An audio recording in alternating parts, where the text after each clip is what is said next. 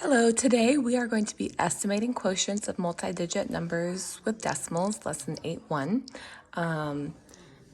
Here are some examples from the book. When you are estimating quotients, and quotients are the answers to division problems, when you're estimating the quotients of multi-digit numbers with decimals, you're going to use compatible numbers, okay? You're not going to necessarily round. You don't have to round this to 2, and you don't have to round 36.8 to 37 because you're not always going to get something that's compatible. Think about what the word compatible means, okay? It means that two things are able to exist together or occur together with no conflict. So we're looking for two numbers that are going to be divisible with no conflict or, no remainder. So we're going to look at 42 and 2 4/10, and we're going to use our number sense, okay?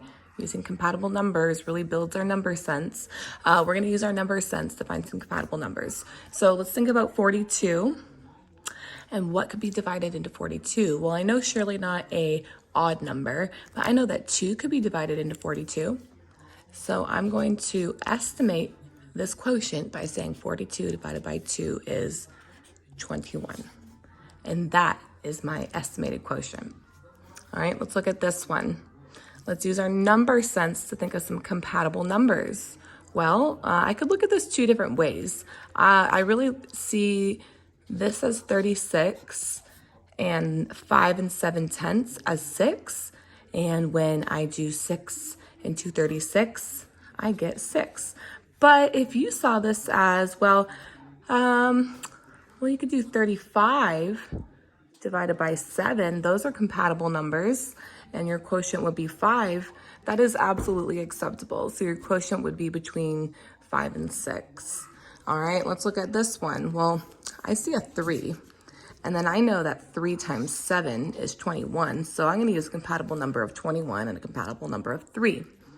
So I'm going to write 21 divided by 3, and my quotient is 7. So a good estimated quotient for this problem was 7.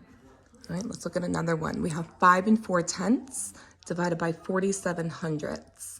Well, here I would use a compatible number of 5, and I would say divided by 50 hundredths, or, that's the same thing as 5/10.